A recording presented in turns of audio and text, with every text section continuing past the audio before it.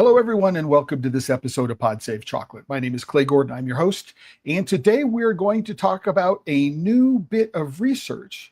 It's a summary of some research, actually, I want to be clear, that was published by ICCR, the Institute for Cacao and Chocolate Research. Before we get there, I want to thank every member of the Chocolate Life. And here we are at the homepage of the Chocolate Life. I want to thank every member of the Chocolate Life for supporting the work we do. If you're not currently a member, you can go click on the join button and you can become a member too. There's always a free tier, but if you do have the financial resources to support the work I do, there are plans starting as little as $5 a month. Now, I also want to point out that if you're watching this today, you can go into the live chat replay or the live chat on YouTube or the comments on LinkedIn and Facebook, and you can make a comment, you can ask a question, you can call me out on anything that I might be saying today. So do that in the comments and I will get your comment up on screen and I will try my best to answer them. After the fact, if you want to, you can go into the comments for the post on the Chocolate Life, or you can go into the comments for YouTube, LinkedIn, and Facebook and add some comment there, and I will do my best to respond. So having said all that, I do want to point out that for every episode of Pod Save Chocolate, I post on the Chocolate Life. So here is the post for today's episode. It provides a run of show. It will tell you what it is that I'm going to cover, and it will provide also links that you can go to after the fact, right? And you can follow them up. And if I do mention resources that seem to make sense during the course of the episode, I will update the post to include those links based on comments that you might have. So with all that in mind, let's start out. First thing is I want to make a very, very careful disclaimer, right? Which is this is one of the slides which is in the ICCR research deck. And I'll go through them during the course of the episode. But what it does say, what's highlighted over here, right, is one of the things that I am not permitted to do is to misrepresent findings or cite the ICCR in ways that distort the research. And I want to make clear that what I am doing here today is I am not intentionally misrepresenting the findings, right? People who are regular listeners to these podcast episodes know that I have taken a lot of I have looked a lot at annual reports, sourcing reports, lots of other kinds of reports, right, to try to decode, to figure out what they're saying and what they're not saying. And so this is what I am doing here, as I am providing people with insights on how to look at reports like this, right, to determine what is being said and what might not be being said. And why is this important? Because this report, this summary of the research, was published last week. So it's not even a week old that it's been publicly available on the internet.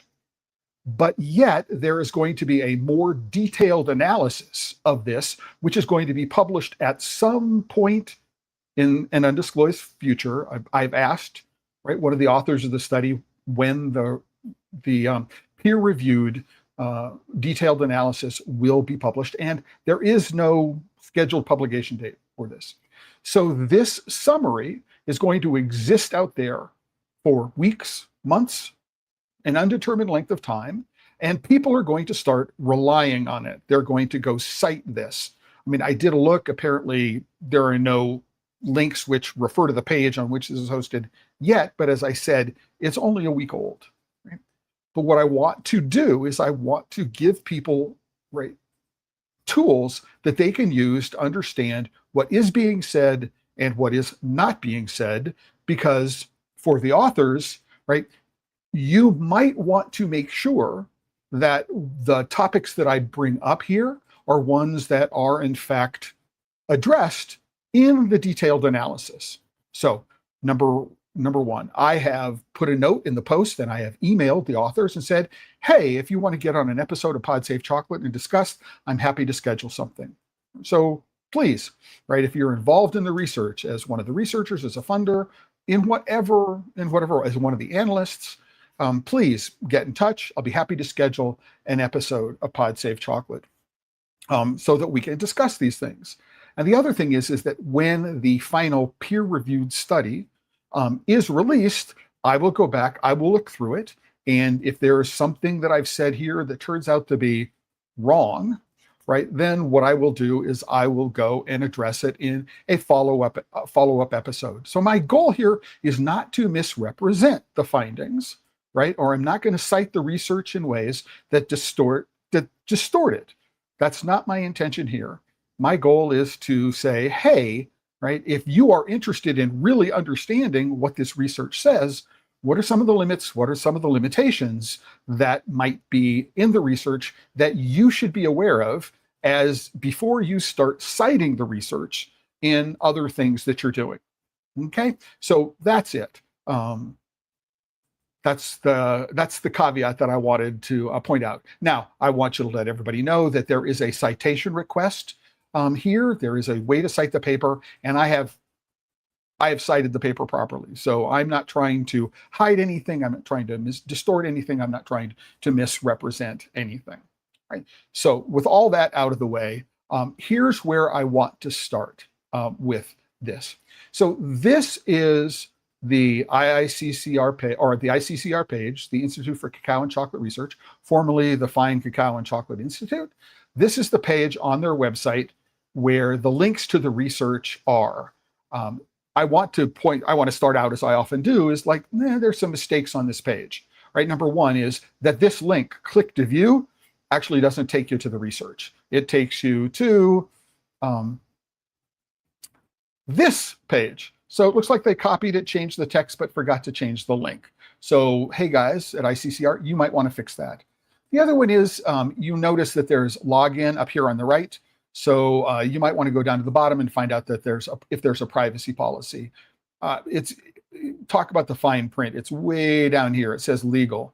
And if you click on it, it will take you to a terms of service privacy policy and other pages. So it is there. It's not entirely obvious. You have a lot of room. This is the internet. You could make it big. You could also have all of these things at this level rather than having to go to another level. Just, that's really, really quibbling. It's there. Maybe it could be more obvious. But we're going to go back to the research up here because we can't get to it from here. The link is broken. We have to go to here. And let's go to this page, right? It takes a while to load because we're downloading the PDF of the summary, right? So what's important to understand about this page is that there is a lot more detail on this page than there is in the PDF itself, right? Why is that? And so here, for example, we have how to cite the study, which I've done, about the study, scope of the research, a note on the sample, to discuss the methodology and things like that. And you go through and you look at this and all of that is missing in the PDF. And why is that important? Well, if you were only aware of the PDF, right? And I haven't checked this, but I don't think there's an obvious backlink to this page within the study, which might be an update you'd like to make, so you can actually go to this page and understand it. But this information, right, is not actually here. So if you receive the PDF, you won't understand what the caveats and disclaimers that are being shown here. And so let's go to this part of today's page. I'm going to jump over it, right? And say, bluff is bottom line up front, caveats and disclaimers, right? And so what you want to do is this is the text from the PDF, and here is some of the text from the web page, right? And one of the things that's really, really, really interesting, really, really important to understand is how is the word specialty defined and used in the context of this report? Because it frames everything else, right? And so were there any screening criteria to say, yes, I'm no specialty chocolate and I get into the study? Or was this a self-identified specialty chocolate consumer, which means a lot more people were brought in. And then after the fact, they disclosed how much knowledge they actually have about specialty chocolate. And it turns out it's the latter. And so what we have here might better be considered to be a, rather than the US specialty chocolate consumer, right? There's nothing here that says this is a self-identified consumer. This is somebody who said, I consider myself to be a specialty chocolate consumer. Now, I'm saying that because I had a conversation with one of the authors, and this is what they told me. And it is explicitly said here, right, that it was self-identified, right? And it turns out that that's really, really important for understanding what it is that's going on. And this should actually be the US self-identified specialty chocolate consumer survey and market study, because it would be really interesting to go in and say, here is a group of people who identify as specialty chocolate consumers. How are their attitudes different from a self-identified group? Maybe that's done. Maybe it just wasn't published here. I don't know. I don't think that's the case, but it is something to consider that this is self-identified, right? And we need to dig into some of the self-identification numbers in order to figure out what this means. This framing, this difference between US specialty chocolate consumer and self-identified consumer, right, is a lens, I believe, right, that is really important and you should be taken into consideration by anyone who wants to take a look at this and think of these numbers as in any way really representative of the actual specialty chocolate consumer market, right? Now, you can agree with me, you can disagree with me. I would really like some pushback on here. So download the document, take a look on it, and let me know. Really happy to get your input on it. And this includes the authors. Please let me know. So let's go take a look, right? This is the actual slide deck. So we're looking at the message from the executive director, and we're going to scroll in and we're going to look at these yellow areas. Why is this important? Because it says that the sample, the respondents, there were 1,052 people who responded to this. If we go here, there's a description here, right? Can 1,052 people, respondents, be called representatives? They go blah, blah, blah. Yes, it can. And if you have a carefully designed survey instrument and you have a carefully selected respondent pool, then the answer to the question is you can reasonably extrapolate to the entire US population within a certain margin of error and a certain degree of confidence, right? And right now they say what that is. It's a 3 percentage points plus or minus margin of error, right? And a 95% confidence level. By the way, this is only stated on this page. This error and confidence level does not appear to be stated anywhere in the actual report which is presented. Right? There's another thing which is said here, which is about the sample size. It says the demographics of these people can represent the distribution of the American population, right? Representatively geographic. So it says here, right, self-identified specialty chocolate consumers representative of the general demographics of the United States and spread across all states and territories of the Union. So let's go take a look very, very quickly at some numbers. So the demographics of the sample, 49%, this like roughly 50%, yay, that's good. Age, silent generation.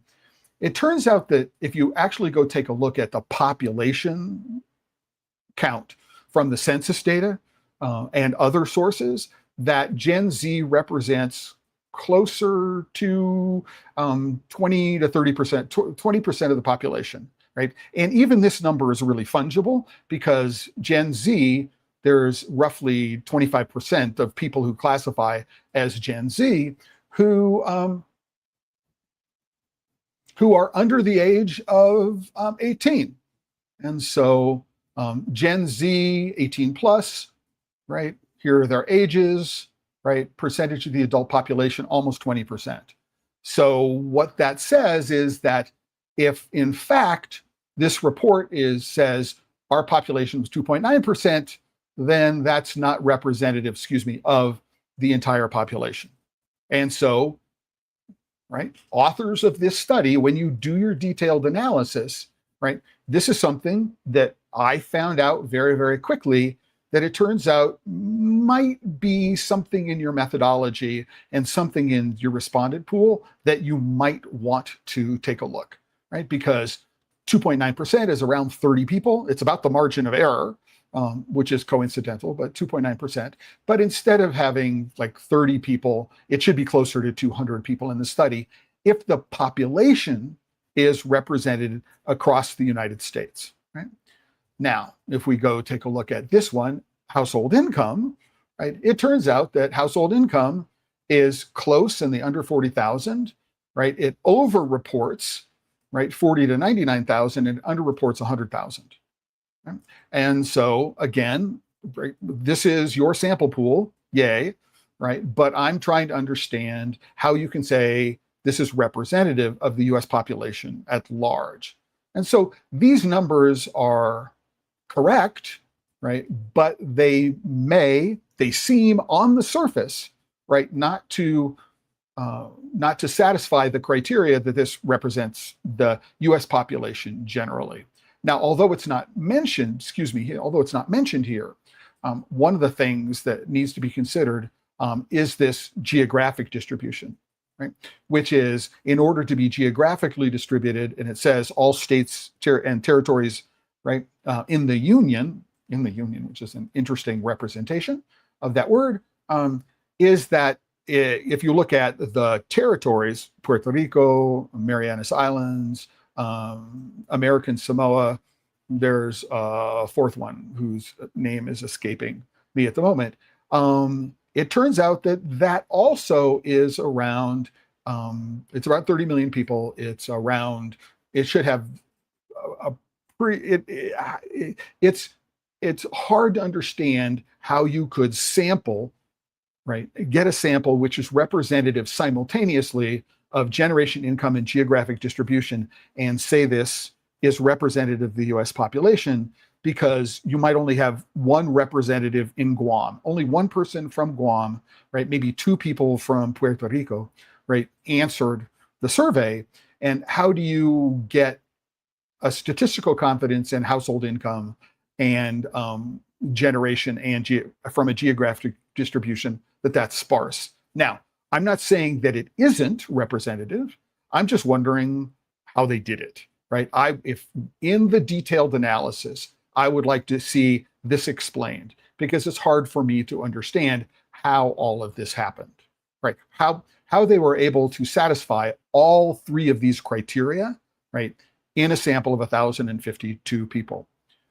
The other thing that's important is that if we go take a look at this, right, they talk about a company called Dynata, and Dynata is the company which selected the survey pool. One of the things that Dynata is it's an opt-in. So I sign up with Dynata and say, hey, I am interested in taking surveys. And the survey comes along and they ask you if you want to participate in the survey. And so the screening criteria that are used are really important to understand how the 1,052 people that were eventually selected match all the criteria. It's not impossible, right? Because a self-selected population, people who raise their hand and say, hey, I want to take surveys, is not necessarily representative of the population at large. For example, a Gen Zer who's really used to being on social media and really, really active, right, may be more interested in doing this than a boomer, right? And I don't know, maybe somebody who's a silent generation person over whatever the cutoff age is, 80 or something like that, might be more interested in it because they want something to do, right? So it's, again, I'm not saying that it's impossible. What I want is the authors of the study in their detailed analysis, which is peer reviewed, to address these issues. I would like to see these issues addressed because, right, if you're going to claim that it is a representative sample, it needs to be a representative sample, right? Now, I don't know what the selection, the screening criteria that Dynata used were in order to pull the sample, the pool of respondents, to select the respondents. I don't know what they were, right? Right. And I don't have the survey instrument. I've been told that the survey instrument will be a part of the detailed analysis. I'm hoping that the screening questions are also part of the detailed analysis. That would help me understand how this worked. And before we actually go much further, hey, Clay, right? How do you, like, who are you to talk about this? It turns out that I have a background in formal market research, structured market research like this. I have commissioned studies like this, not within chocolate, but I have commissioned studies like this, which are designed to get a handle on what the market thinks about particular products and where things are going. Right? And so I do have some experience in the formation of these kinds of studies, being involved in focus groups, right? And all sorts of activities around trying to get answers to things like this, right? And part of that is understanding how the survey instrument, how defining the questions you're trying to answer are important, how to design a survey instrument that will get to that will get you to your answer, and then understanding how looking at the data, right, will confirm or deny whatever it is that you're looking to do. And that's what's the next point I want to make, right? So here's a interesting point. It's the study is as much an X-ray of what the self-identified specialty chocolate consumer. By the way, this specialty, the self-identified, is doing a lot of work here. It shows up in this description of it. It doesn't show up in the report itself, in the summary of the report itself, in any meaningful way. In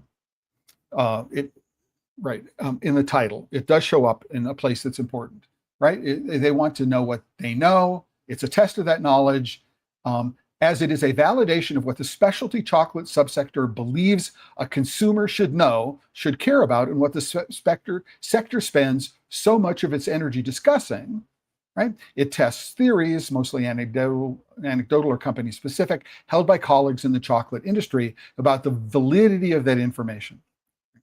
Another important point, we don't know what this framing is. We don't know, is it a bias?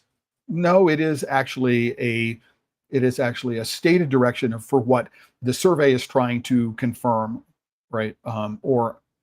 And not deny, but confirm, or to say the correlations are not as strong as we think they are. But this is why it's really important to read all of the prefatory information that is available to you.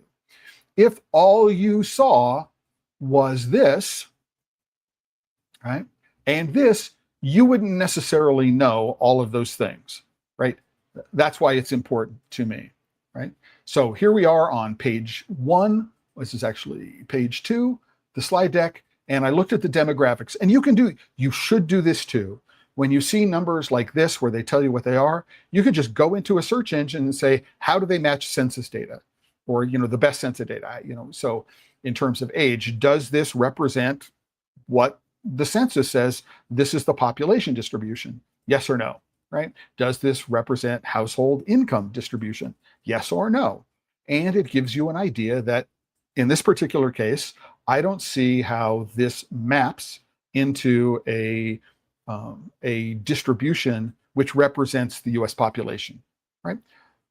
Maybe it does. It's not explained here. There's not a whole lot of room to explain it, right? But this is a PDF. There could be a methodology page in which this is discussed, right? There probably should be, if this can be distributed independently of the page in which it's hosted, I would argue, right? But it's important to understand this. You can do your own fact checking, right? And it's just really, really simple. I mean, you could use ChatGPT, you could use Gemini, you could use Perplexity, you can use any number of tools. Claude, it doesn't really matter what tools. If you are going to go to an LLM, it makes sense to ask the question to 2 different LLMs to see if they converge on an answer, right? Which makes sense. But you can fact check this in 2 minutes to understand, okay, a claim that they're making that this is representative of the population is supported by the demographics. Yay, All right. So let's go to the next page. Who is the specialty chocolate consumer? Right. So this is where things get interesting, right, with respect to this, right? So self-reported self-reported, you know what I need to do? I need to actually put the document back into the page, right, back into the view, right? So now we're going to the U.S. specialty chocolate consumer, right? And so what we do is we find out that roughly 84% of the people who responded to the survey said they had little, novice, or some information about what specialty chocolate meant. So these are self-identified consumers, right? 16% said, I have a lot of knowledge, or I've considered myself to be a connoisseur. So we have roughly, what is this, 3-to-1 in terms of, these are people who don't know a lot, self-identified, as opposed to people who say they know a lot. Now this is, right? So the majority of chocolate consumers identify themselves as intermediate in their knowledge. Cool. And they've done some classifying that when they take a look at these numbers across age groups and income levels, what they do is they find that these numbers are fairly consistent. So yay, that's good, right? But the number of people who have no information or self-described novice level understanding is fairly low. And this 83% will show up other places. And it's important, go take a look at where roughly 83% shows up as a number someplace else in the document. And I'll point to one of them in particular. All right? What's important to know here is that these are represented as percent purchase motivations. And it turns out that although it's not stated, right? So let me zoom up. Although it's not stated, you'll notice that 94 plus 88 plus 82, these are add up to more than 100%. So this is from a multiple choice selection, right? So there are 1,052 respondents, but there is a list that the respondents could choose from, and they could choose more than one, right? They may say, I like the taste, and it's a way to save the planet, right? It's fun to analyze its friend. It's a way to help farmers. It's sustainable. These are the purchase motivations for specialty chocolate, right? Number one, taste, right? Percent agree or strongly agree, right? Maybe it would be interesting to know, was there neither agree nor disagree, and then disagree and strongly disagree? What was the range of options? Now, this should be a part of the detailed analysis. I'm hoping that it's part of the detailed analysis, and that there are crosstabs, right, that we can look through to be able to understand, okay, here's how different groups respond. Here's how people in this age group responded. Here's how those people in this income group responded compared with others, right? Rather than just a finding which is consistent, right? Consistent within what? 3% plus minus at a 95-degree confidence level, right? Right. I wouldn't even know those things unless I read the page on which it's hosted on. So this is something, again, right? If you're not a regular consumer of market research, and you don't have a background in statistics, right? These are not necessarily things that are going to come to you, right? To say, I wonder what these numbers really mean, and what it is that I'm missing, and what's not being said here, right? So, all right, the numbers may make sense, right? I have, because these are percentages and I don't know anything about them, I can't say anything about them. Right now they're percentages, and the only question I have is, how was this list compiled? And there's no other here, which I would expect, right? So these are the only reasons that were selected. So how were these reasons compiled, right? Were these exactly how they were presented? And why is there, so this is presented as an exhaustive list from the way it's presented here. There was no other option here where somebody could write something in, which would make sense to me if I were designing this survey. So I want to know what's going on, right? It's also important to understand that the number of people who consider themselves to be a connoisseur were 2% of the respondent population. Right? But notice I like the taste. So if taste is the top motivator, if taste is the top motor, the taste is the top motivator. It's no if. This is a rhetorical question. So, in taste, they like sweet. We'll get to where that's come here. People like sweet. They like caramel. They like creamy and smooth. They like chocolatey and cocoa. Well, that's almost tautological. I would say that's what almost everybody likes about chocolate, right? So if taste is the top motivator, what do U.S. specialty chocolate consumers like most? Again, notice this is the self-identified consumer, right?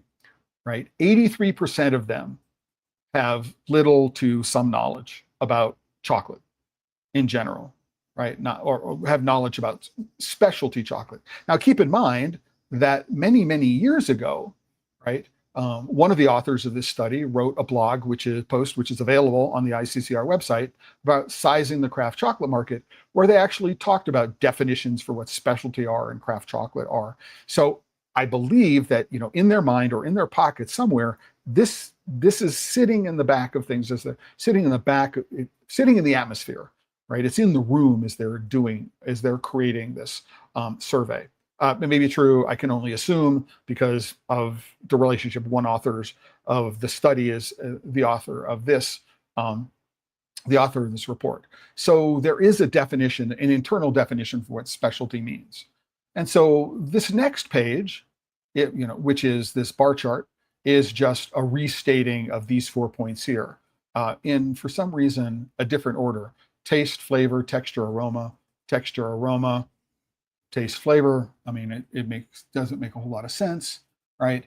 So this is, again, you get 59, 54. So these are multiple choice questions. So people could select more than one of these. And you say, what do consumers like most, right? If taste is the top motivator, what do they like most? What style and format? This is where things get a little bit interesting, right? Which is, we are no longer in the multiple choice. It looks that these are absolute counts, right? So this says count, number of responses, right? And notice that the number of responses is 1,052. Multiple sections were allowed. That's interesting, all right? So the total number of responses is 1,013.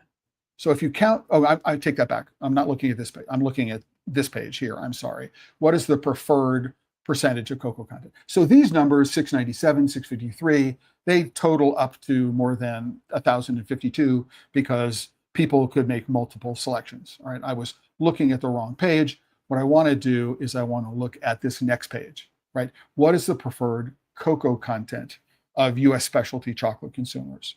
So most people like 70 to 79, which I think is interesting given the novice self-identification of many people. But one of the things which is really important to do, and most people won't, is I added these numbers up. I said, and these numbers do not add up to 1,052. They add up to 1,013. So number one, this could be just a mislabeling of the graph. Somebody made a typo and they missed something.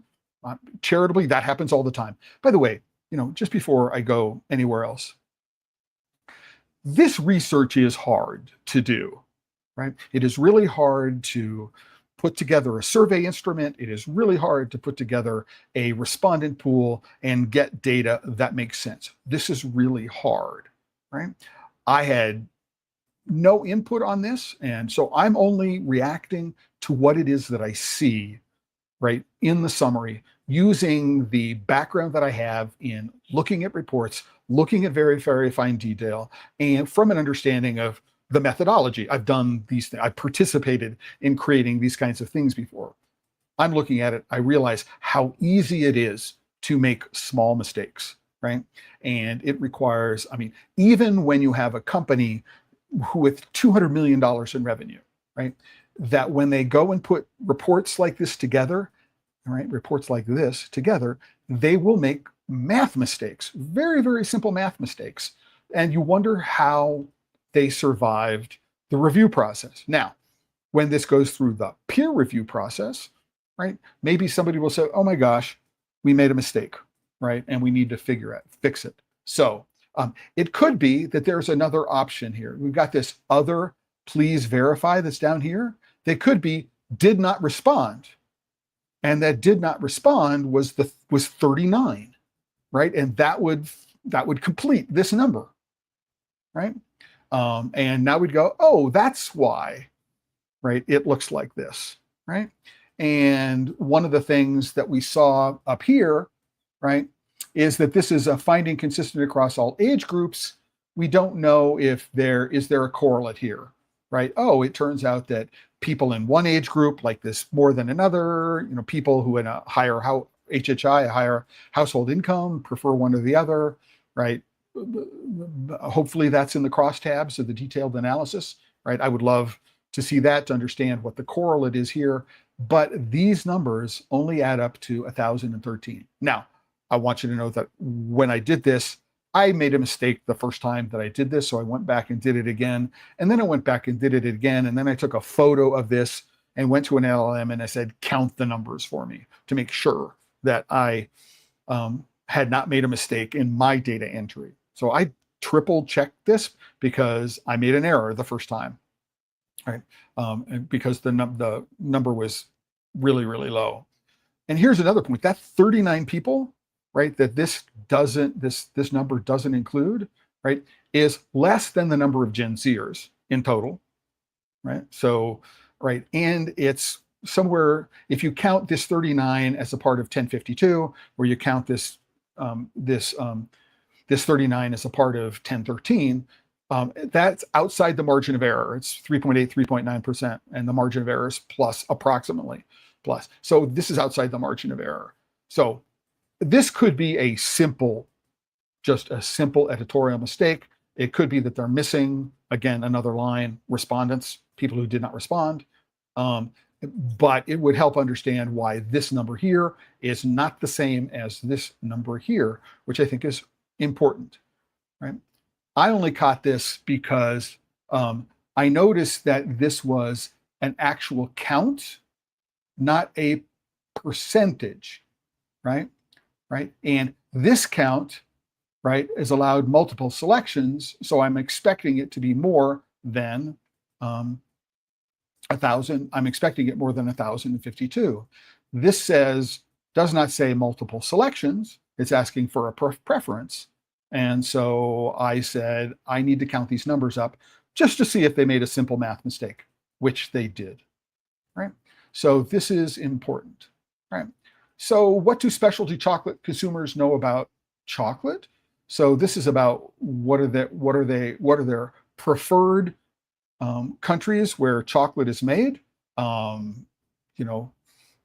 Multiple choice question. So if it is a multiple choice question, number one of the things that it doesn't say, right, as well as to rank the importance. So one of the things that it doesn't say is it doesn't say if it is a multiple choice question, but it doesn't say, oh, I think Belgium and Switzerland. So it doesn't say multiple answers were acceptable. I would expect this to be in the detailed analysis. But if this is a multiple choice question, then the respondent pool is 100% from the United States, and we've got a novice and intermediate.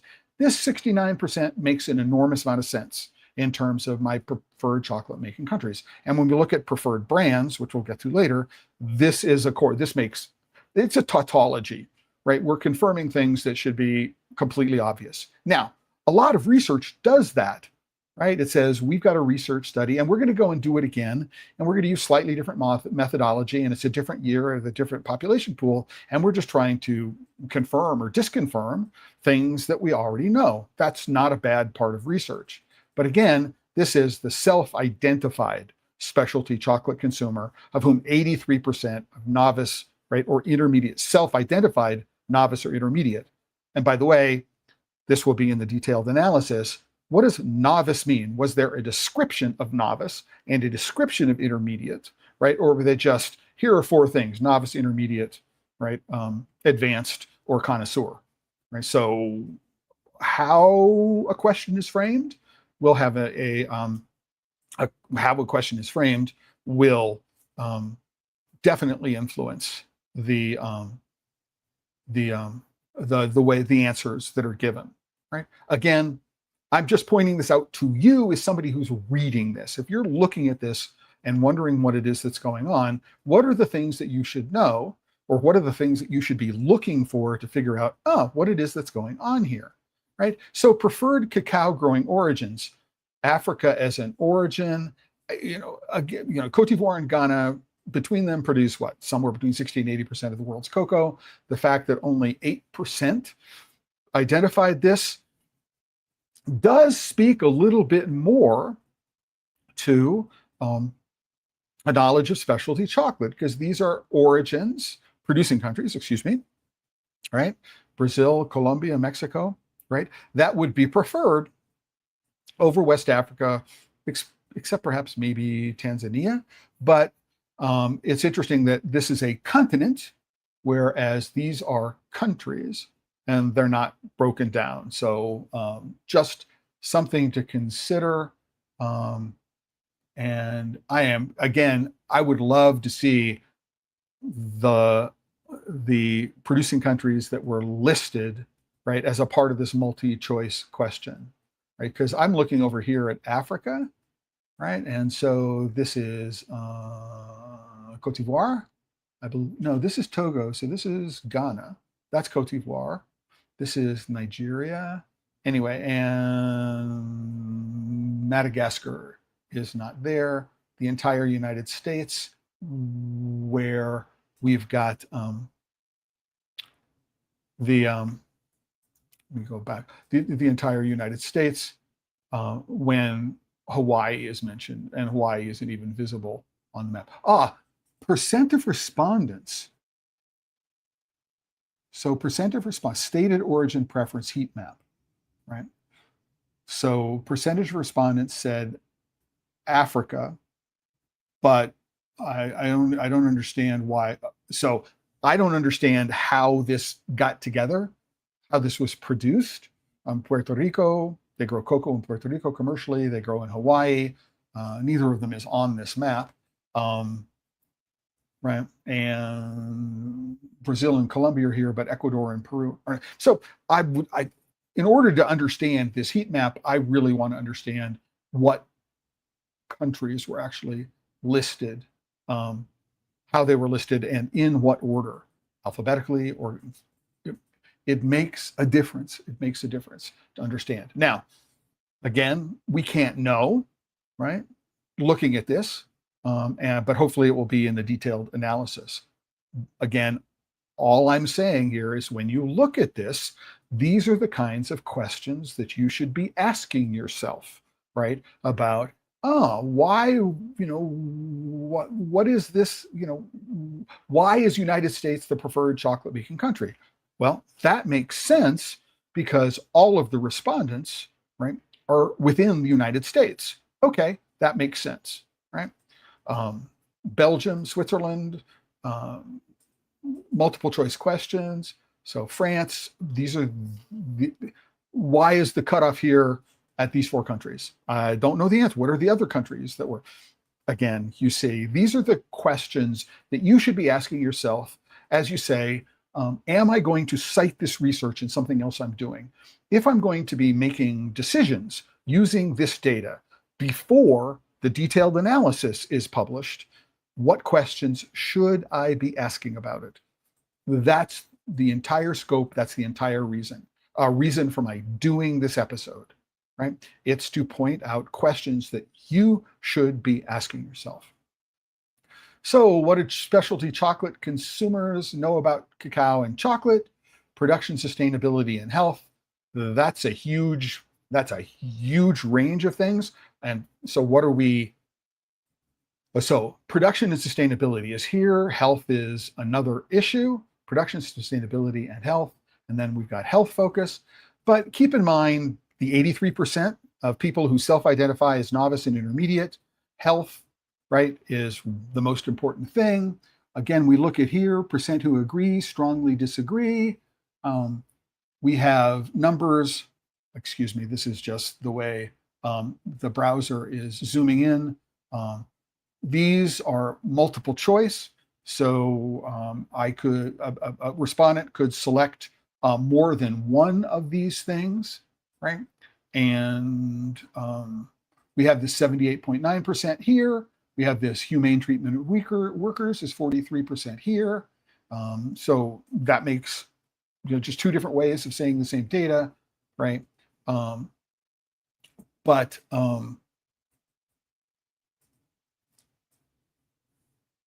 it's important to understand that this is a multiple choices allowed.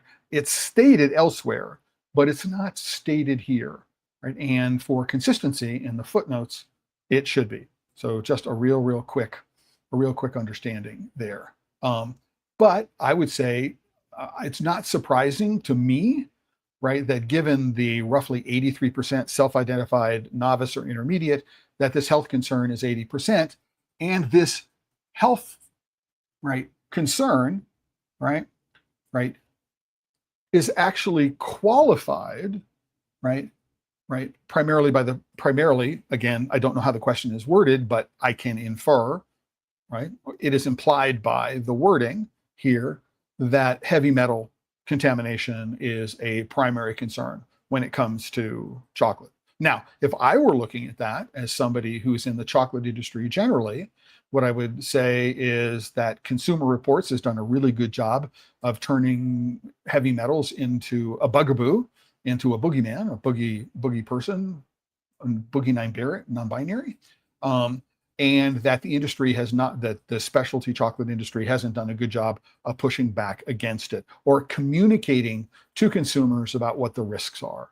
That's one thing that I would take away about this, right? It turns out that nearly 50% of people are concerned about the treatment of workers, although it's implied supply chain workers was a concern.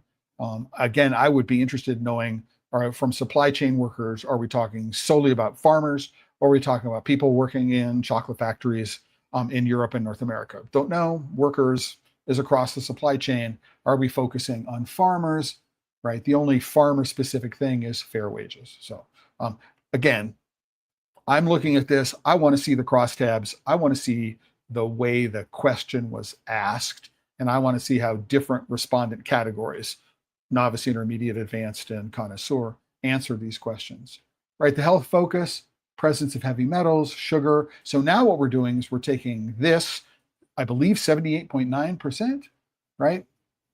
And we're saying that this 78.9% is heavy metals, which is a restating of the number in the slide, in my opinion. But people are concerned about sugar content, calorie content, allergens, artificial additives, and caffeine. 1,052 respondents, 79, 80. So this is a multiple choice question, right? And it would be interesting to know if, not only if this was a multiple choice question, right?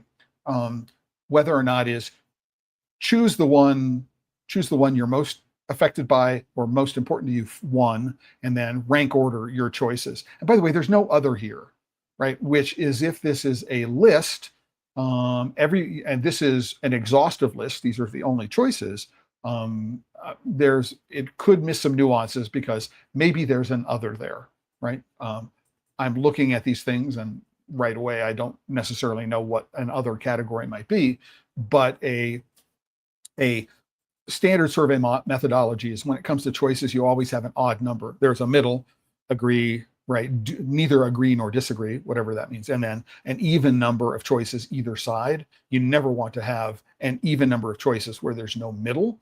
That's one thing, which is really important to understand. So I'm guessing who agree or strongly agree. So there's neither agree nor disagree, and then disagree or strongly disagree would be the other things that I would do. And I would say, it would be interesting just here to understand what that is, right? So, I mean, it would be interesting, again, detailed analysis. Hey, authors of this study, this presence of heavy metals, is it dominant among people who self-identify as novices compared with people who self-identify as connoisseurs or self-identify as advanced. That's a really, really interesting take on this, to understand, well, the takeaway here, because this is specialty chocolate, not self-identified specialty chocolate, is that heavy metals is a concern, right? But we don't have anything that says this is consistent across all categories. I suspect that the reason why it's not labeled as consistent across all categories, which was something that was done on an earlier slide, is that it's not consistent across all categories. And we've got this one, but we don't have any counterfactual to it, right? So what that says is take this with a grain of salt, right? Because you might be overreacting. So if you are a specialty chocolate maker, right, which means that you are buying specialty beans, maybe beans that were identified through because they won in the Cacao of Excellence, or they were given an identification through the Heirloom Cacao Preservation Fund, right, as heirloom. So let's leave specialty in terms of that definition for this episode, right? You may not be concerned, right, about this because you're a connoisseur. You know this level. You go, oh man, I know these beans and all this other kind of stuff. I'm not concerned about this at all. I have a completely other health concern. Or I don't have health concerns at all, which is not here, right? Which is health-related concerns. None should be an option. I don't have any health-related concerns, right? Because I'm a connoisseur and I understand what this all means. Yay, right? Another thing, just again, for the authors of the study, this concern about allergens, I would correlate this to general population statistics. How many people have allergens, right? And in order to be able to figure out, right, if this is overrepresentative or underrepresentative of the population at large, it would be helpful to understand this. Now, I could go and do that myself. I could go to an LLM and say, allergens in specialty chocolate, 42.7% concern. What is this compared to the general population in terms of, right, concern about allergens? Really, really important to understand, right? 10, what do specialty chocolate, all right, I'm going backwards here.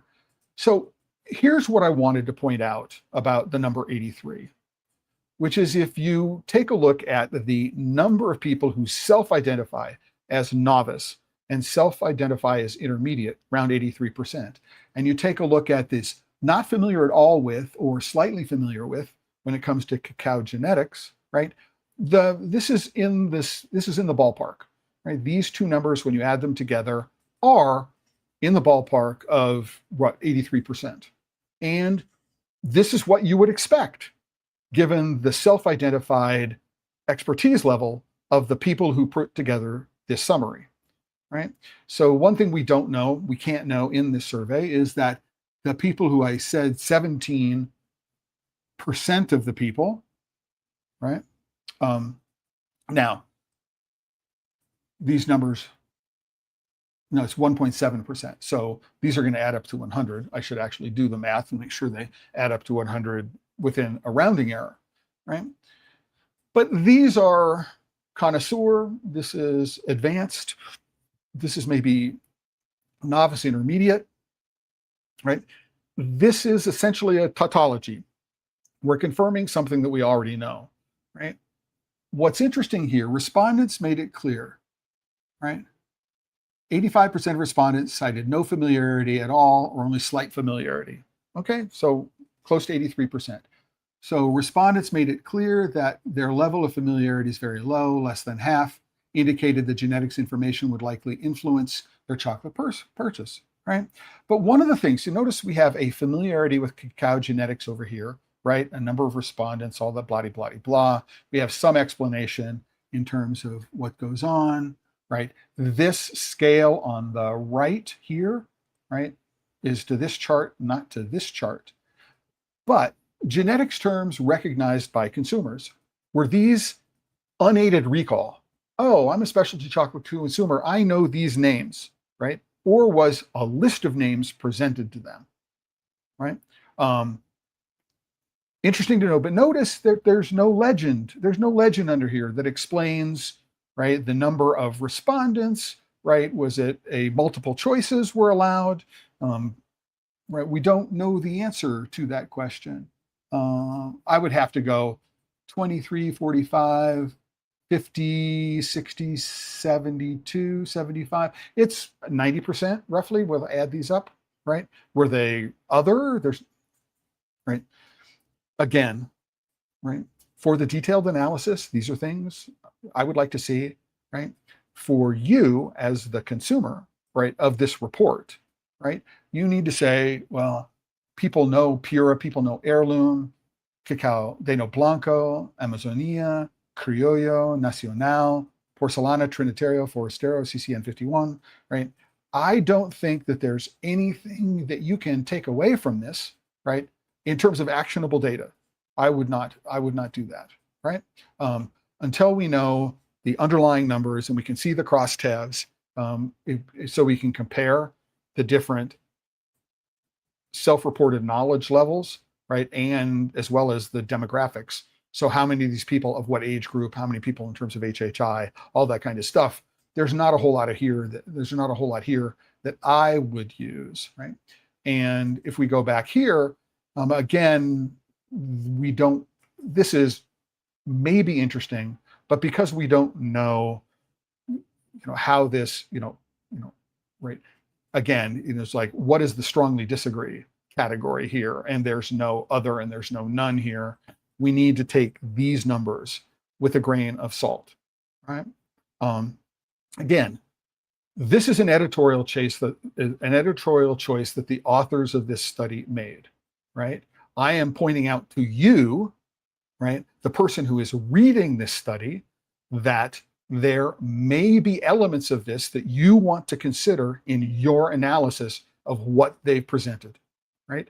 So this is it. You can make your own decisions about what this means and how you want to use it, right?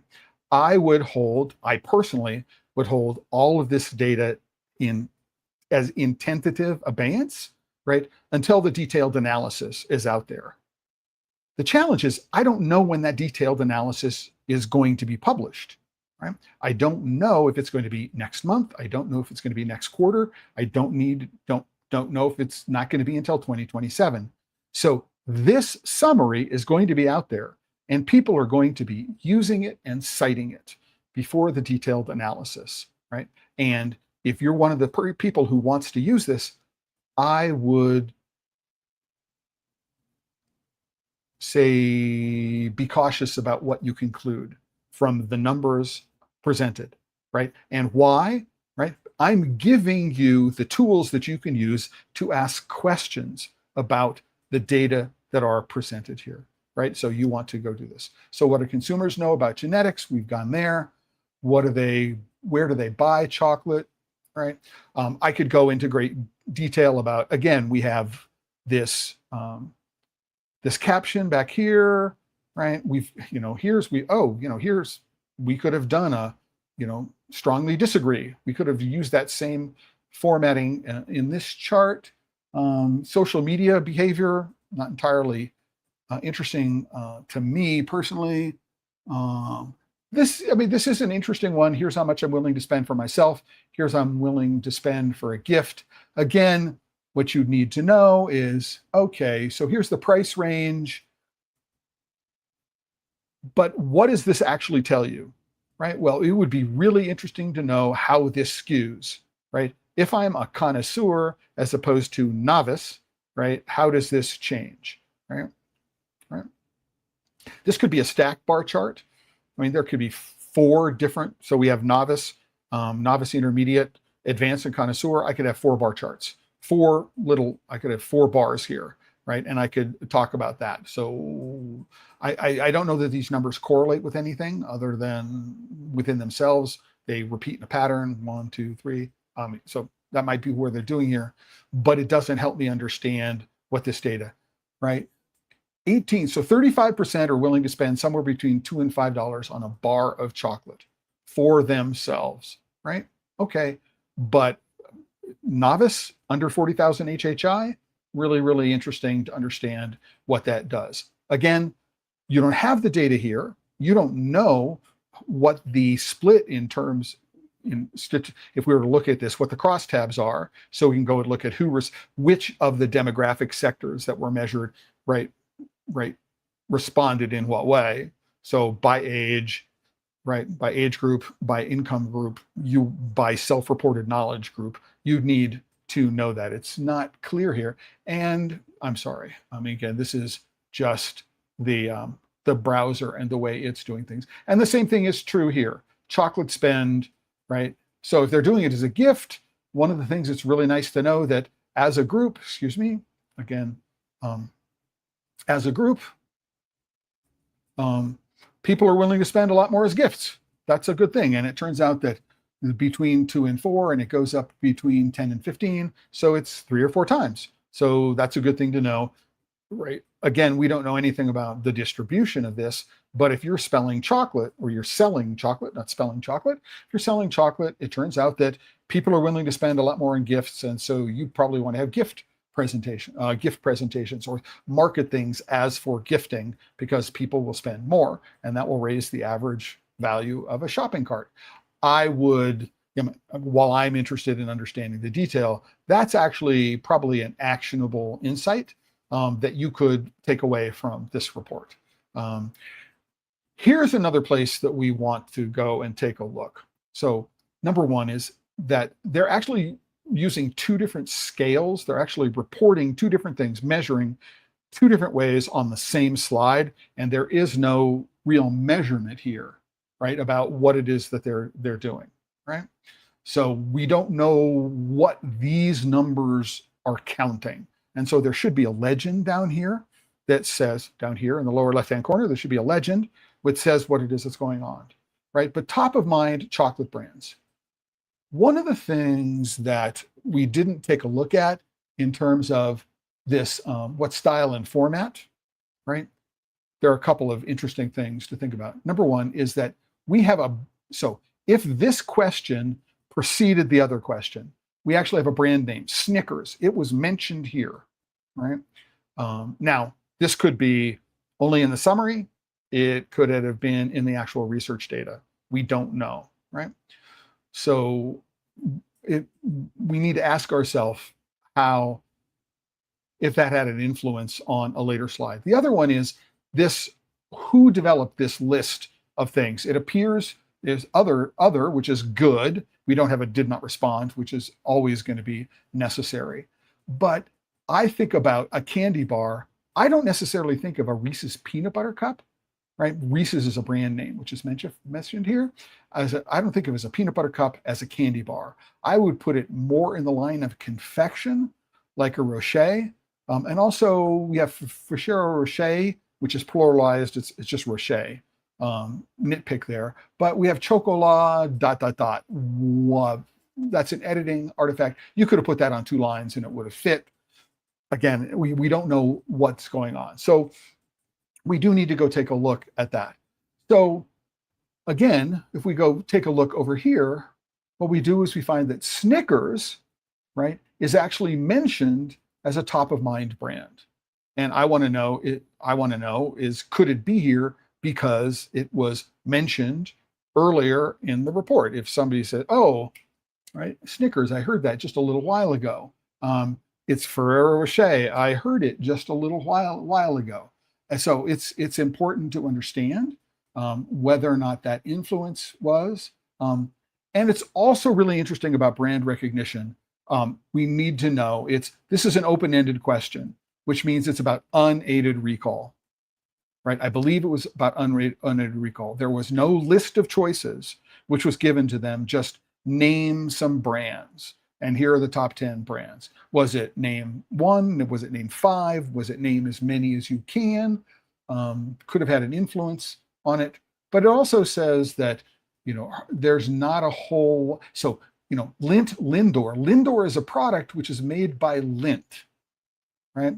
And Snickers is a product made by who, right? So it's really interesting about this conflation of terms. I would really like to see how many people said Lindt and how many people said Lindor, and if Lindor were conflated by the authors of the study, right? And Dove is owned by Mars, or at least was owned by Mars.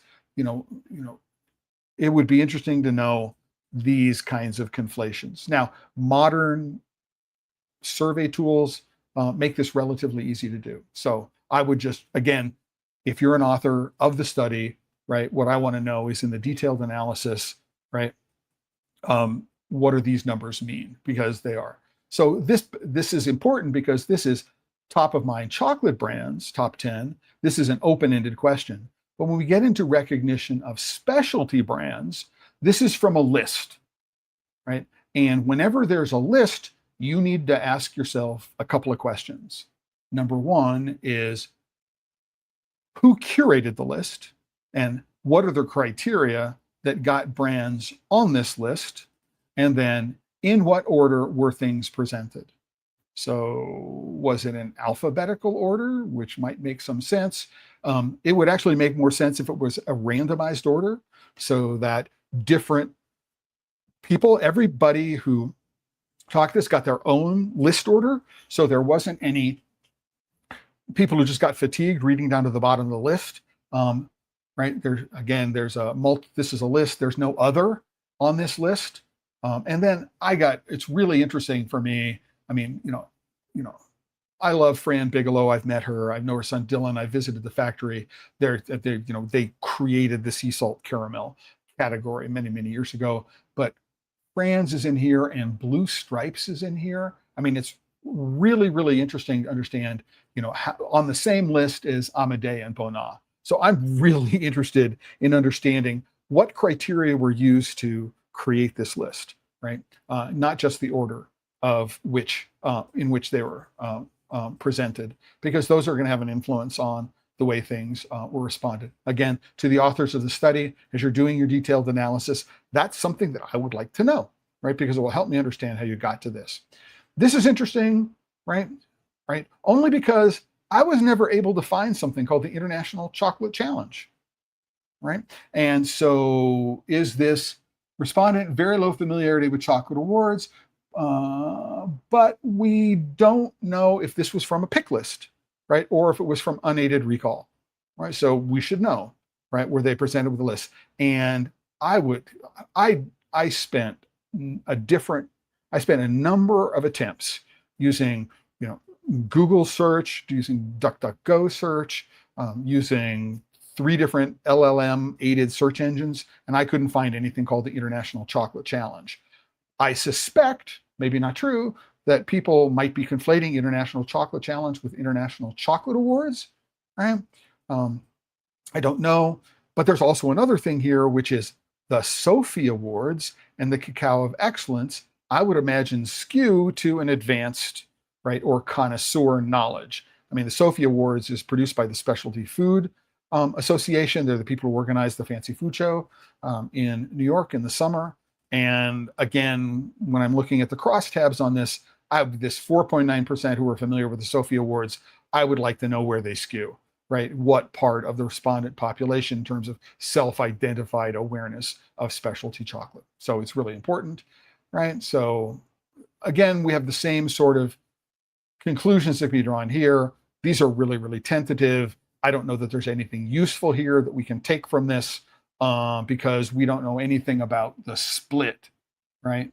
We know familiarity with alternatives, but we don't know if this is from the connoisseur market and how this skews. So this is interesting, but it's not conclusive.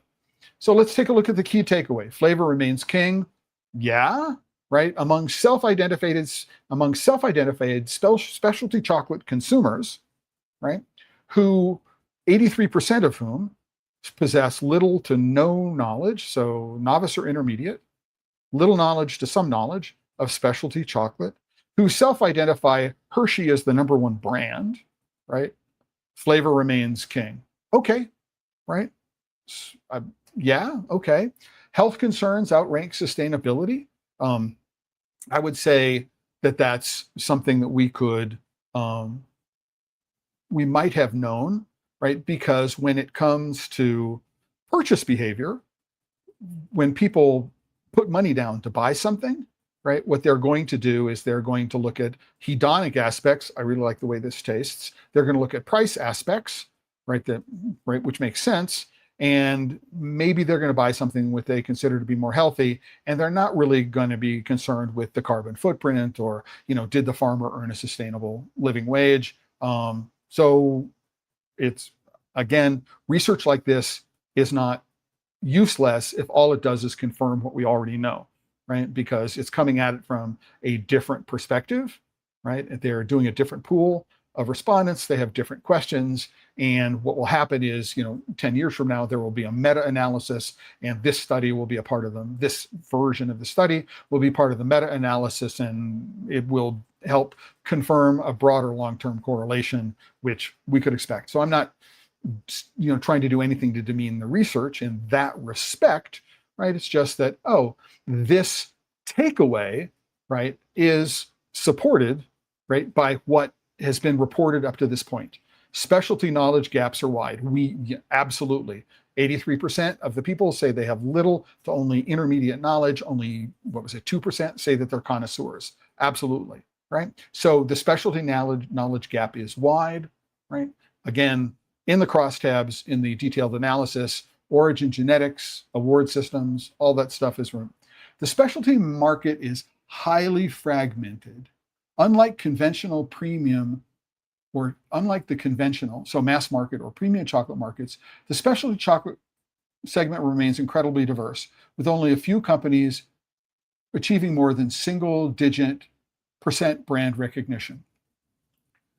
I don't think this is a conclusion that can be extrapolated from, given the data that we know about. I don't think this is a supportable extrapolation, right? I think that the specialty segment, highly fragmented, is a result of the way the survey is constructed.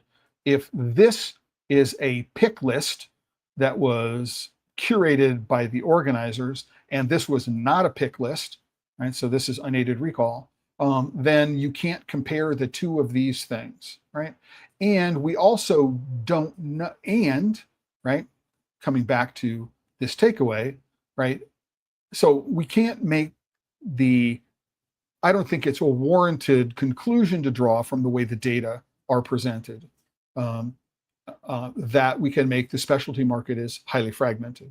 What we can say is that, right, the low knowledge, quote unquote, self-identified specialty chocolate consumer, end quote, right, who overwhelmingly 83% say that they are novices or intermediates, right, don't know much about specialty chocolate. And so when you hand them a list of specialty chocolate makers, they're going to go, I've never heard of them, right? When we hand them a list of awards programs, they've never heard of them. That's to be expected, right? But I think the way it is framed here, the specialty chocolate segment remains incredibly diverse.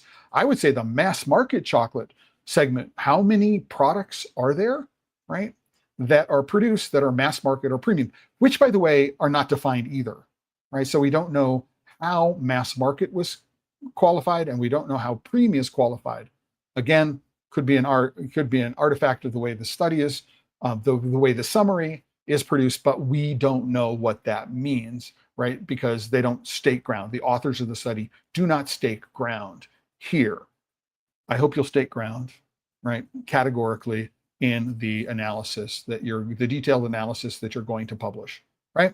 And price sensitivity is tied to purchase impetus. Obviously, if I'm buying something for myself, or as opposed to I'm buying something for a gift for one reason or another, what we do is we have a 3x difference in terms of the median between what I'll spend on myself and what I'll spend for gifting.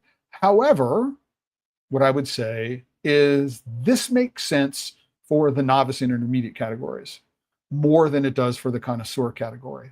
A connoisseur is more likely to spend, the median is doing here. I would love to know what the mean is, because and then to have the sizes of the relative segments normalized, right? So they're equal contributions rather than weighted by the number of respondents in each area, right? Right. So this makes sense, but this makes sense, in my opinion, only for the novice and intermediate categories. It doesn't make sense for the advanced and connoisseur categories, because in general, the more I know about chocolate, the more I am willing to spend, right? And so take these numbers, right, again, with a grain of salt until we get the detailed analysis and understand what's going on there. And I do mention, so that's where we get to the end. I have cited the study properly, right? I'm not assuming anything in terms of ownership. It is published as open access research. I'm free to share to adapt this material for any purpose, provided appropriate. So any purpose, criticism, right? Provided appropriate credit is given due to the authors, right? I have cited all that kind of stuff. I'm not trying to misappropriate anything. I have done my best to make sure that I am not misrepresenting the findings or citing the institute in ways that distort the research. Right? That was not my intent here, and I hope people understand that that is not what I am doing here today with this. What I'm attempting to provide, right, my goal in today's episode, detailed all that, I realize it was a deep dive into that, is that there are a lot of people out there in the world who just aren't familiar with market research and statistics and how the respondent pool is selected and how the construction of the survey instrument has an influence on the way people respond to it.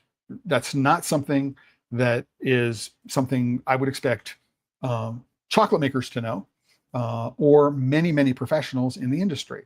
I happen to have had some very, very specific experience in that area, right? In chocolate as well as in high technology. So computer graphics, interactive multimedia, high definition television production.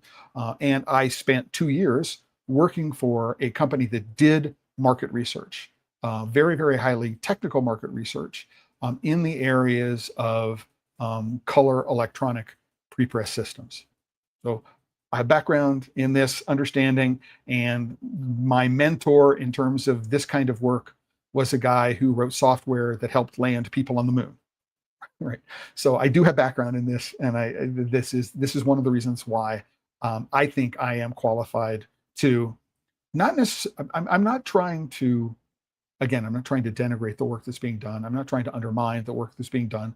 This kind of work is really, really hard, and it is really, really important. And if it's really, really hard and it's really, really important, we need to understand. You need to understand.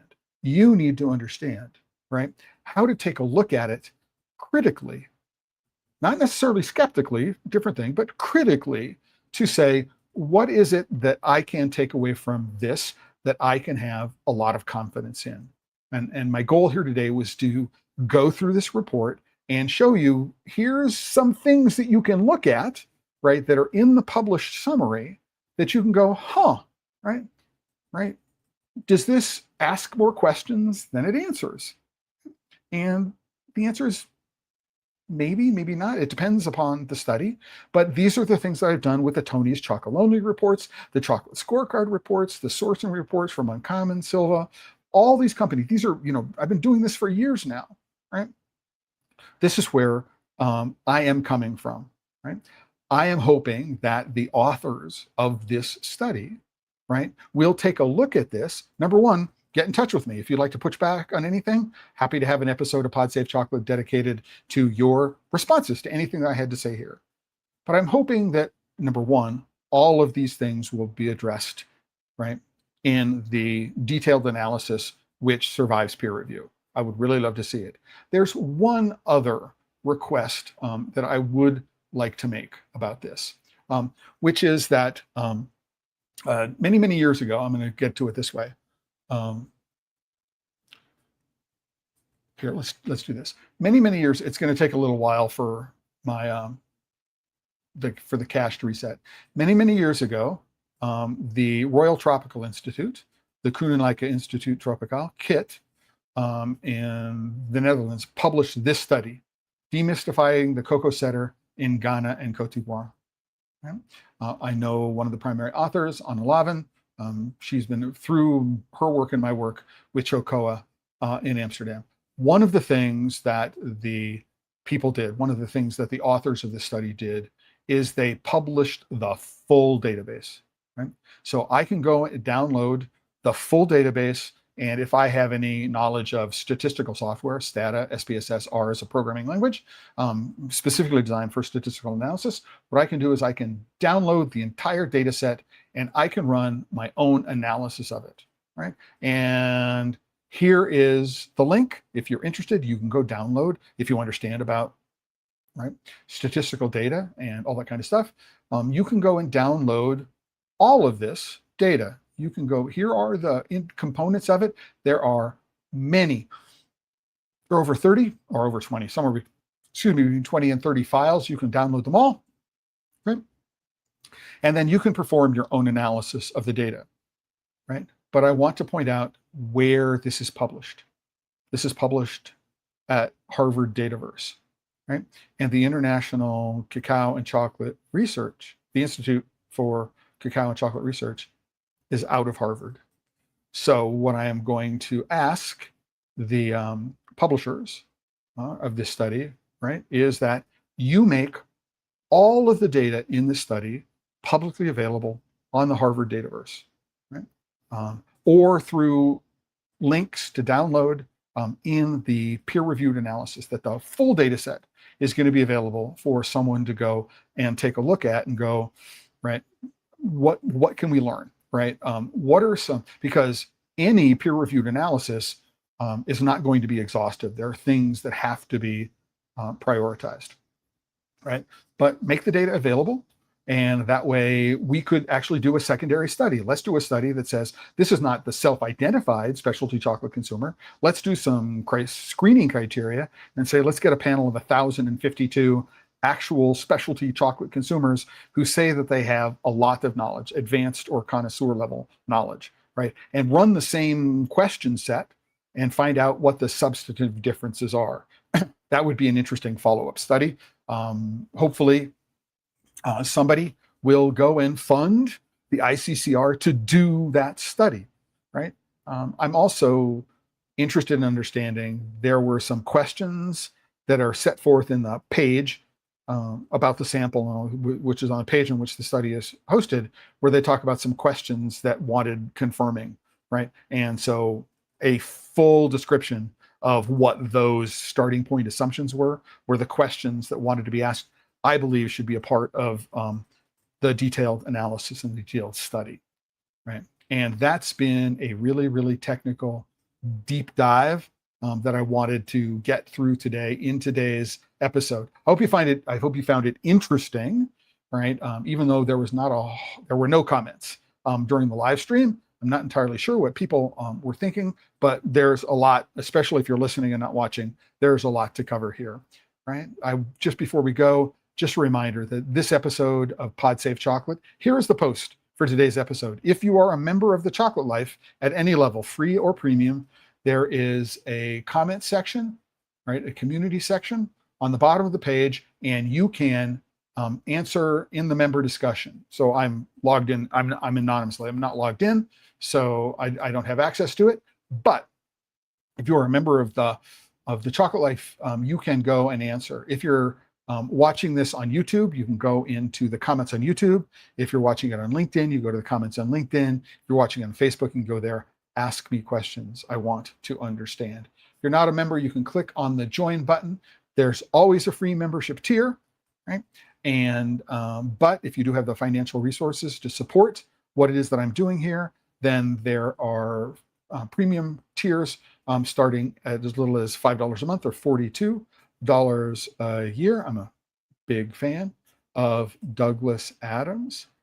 One thing you will know, if you go to the post for today's episode, there is a list of future episodes. So I'm really excited to have something on Friday, September 18th with Terry Collingsworth of International Rights Advocates and Mickey Mistrati, who's the producer of The Dark Side of Chocolate and related documentaries, are going to be here on Friday the 18th. And we're going to be taking a look at 25 years of Hark and Engel, because Saturday the 19th of September is the 25th anniversary of the signing of Hark and Engel, and we're going to be taking a look at the progress that industry has made across the 25 years, or the lack of progress that industry has made over the last 25 years in meeting the voluntary commitments of the signatories of Hark and Engel to eradicate illegal labor in the cocoa supply chain around the world.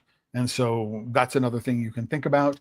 And finally, there was one more thing, and I've lost my train of thought because I've been talking pretty much nonstop for 90 minutes. But I do want to say to everyone, although these topics are serious in many ways because they affect the lives and livelihoods, right, of farmers and the millions of people who are involved in the supply chain from the farm to the factory to the consumer, these are very, very serious questions that we need to take a look at. We can't shy away from them. We need to be critical, right? And which is different from skeptical, but we need to be critical. When we're presented with a data set, we need to look at it and not just accept it at face value.